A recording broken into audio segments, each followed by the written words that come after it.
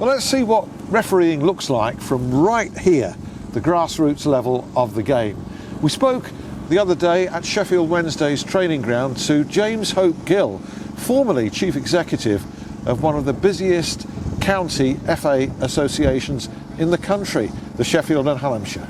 James, where disciplinary issues in football, of which there are many, are concerned, people only think of the FA and the Premier League, but actually it starts a lot further down at the grassroots, and that's where your background is. Tell us about your time at Sheffield and Hallamshire FA and how big a job that was, disciplinary-wise. Yeah, okay, well, it was much bigger than discipline, obviously, so we were looking after about 120,000 people a year that were involved in grassroots football in the area, and we used to process all the cautions and all the sending offs and all the charges that referees would send in. So in any one year there was about 12,000 cautions, there was about 2,500-3,000 sending offs, and then about 500 or 600 misconduct charges. So it was a big job. We had staff dedicated purely to the processing, deciding what charges to prefer, and then how they would be dealt with. And on any one week there would be at least 2 or 3 nights where we'd have a commission, and we would have people appearing and decisions being made about the misconduct or the alleged misconduct that they had produced. Huge amounts of paperwork. That goes back to your time.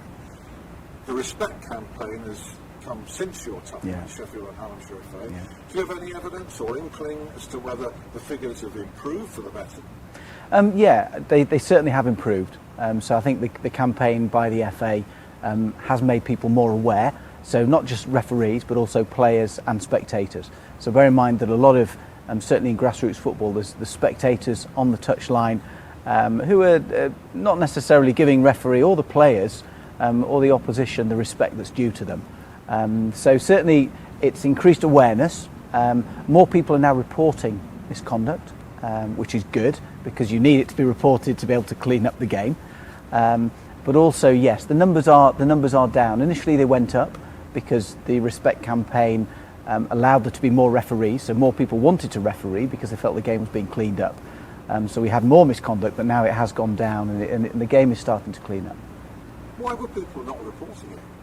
I don't know. I think that a variety of reasons. Probably the paperwork.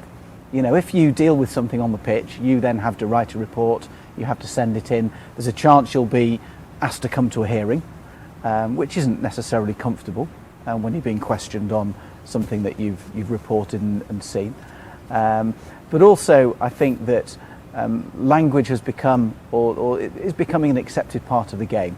And I think that's a bigger society thing. So I think that people are more tolerant of expletives or swearing. You know, what is a swear word? Why should a referee tell a 34-year-old or a 35-year-old he's not allowed to swear when he's doing something that he as a hobby? So I think that there's a number of issues there. It depends how it's used. There's swearing and there's abuse. There is, yeah, absolutely. But the laws of the game are very specific. You know, they say that dissent is a cautionable offence. Now, to me, if a ball goes out and a player appeals that and goes, you know, our ball, then that's an appeal. But if the ball goes out and the referee then makes a decision and the player goes, no, that's our ball, that's dissent in the pure letter of the law. And so that should be a caution. But there's degrees of dissent.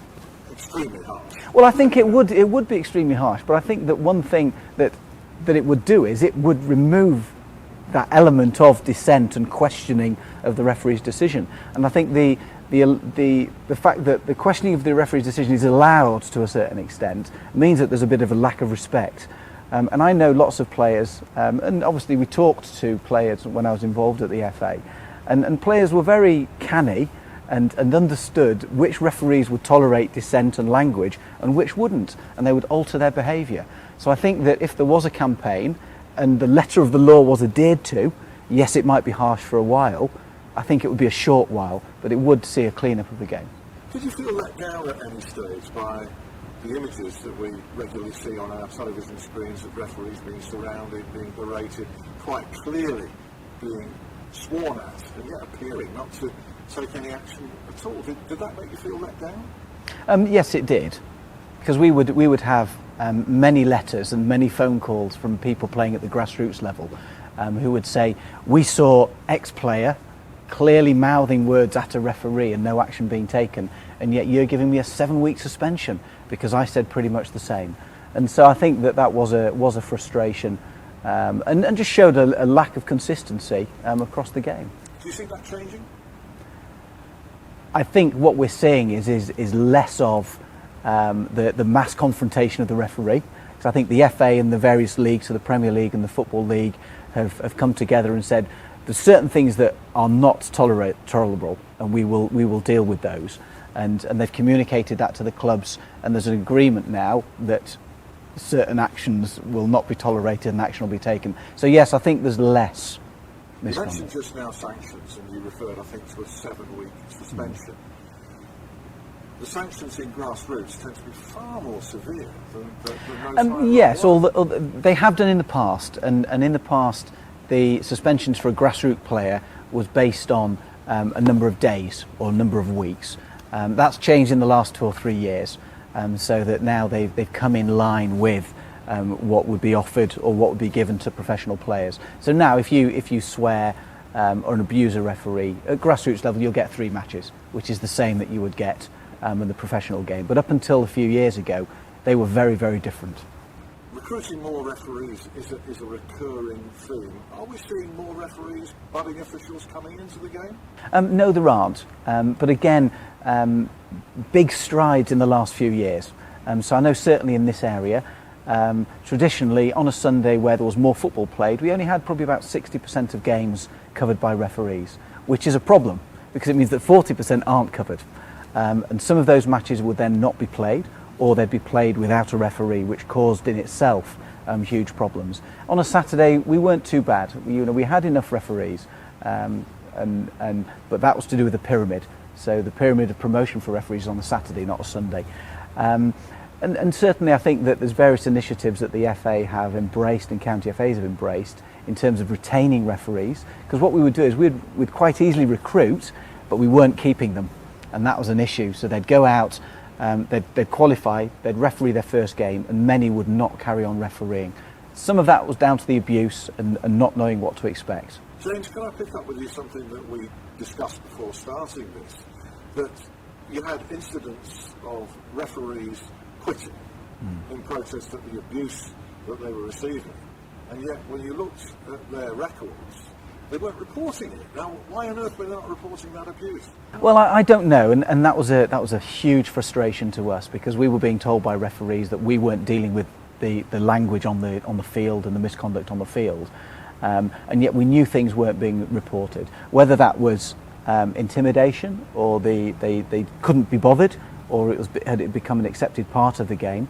But I think that one of the issues is that low-level abuse or language or expletives is probably accepted and used across the game. But I think there's then a point where a referee will turn around and go, that's enough. I'm not taking any more.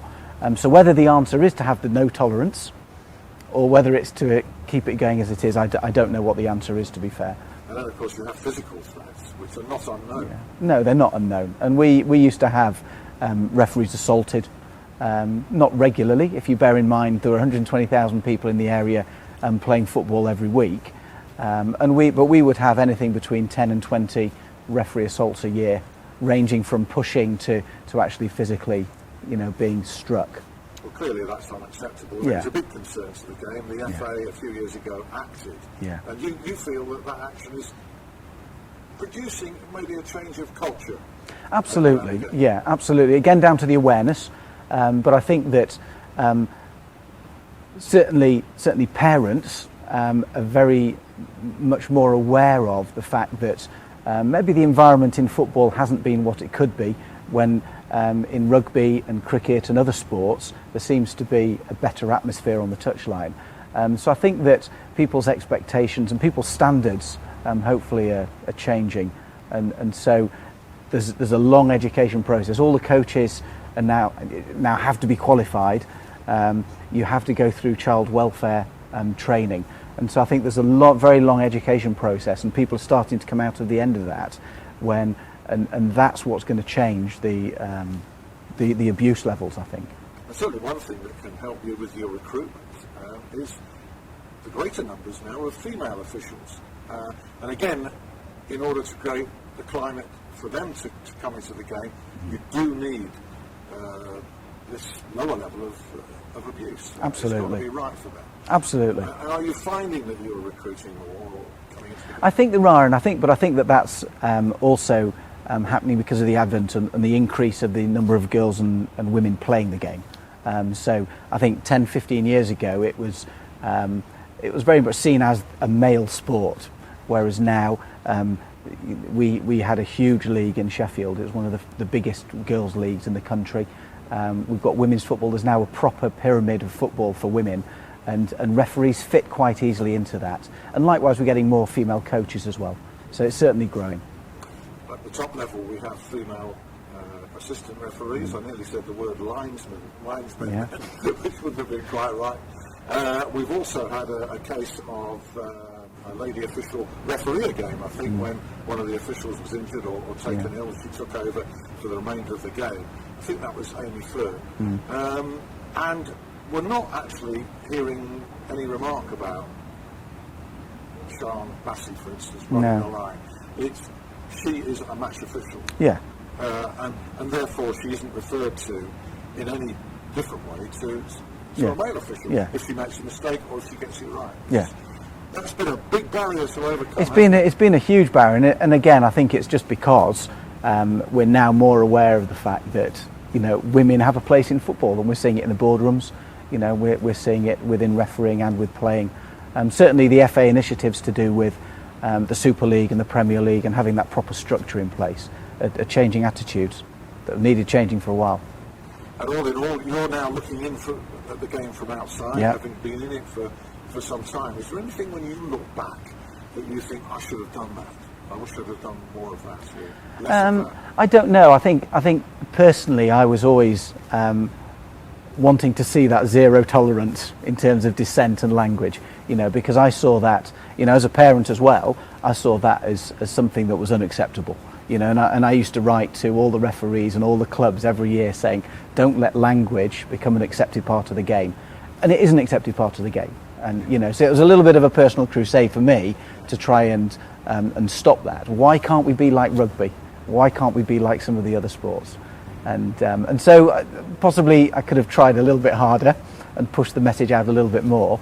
But one voice amongst many thousands isn't necessarily going to change things. Many thanks, James. Thank you. Great Not a chat. problem.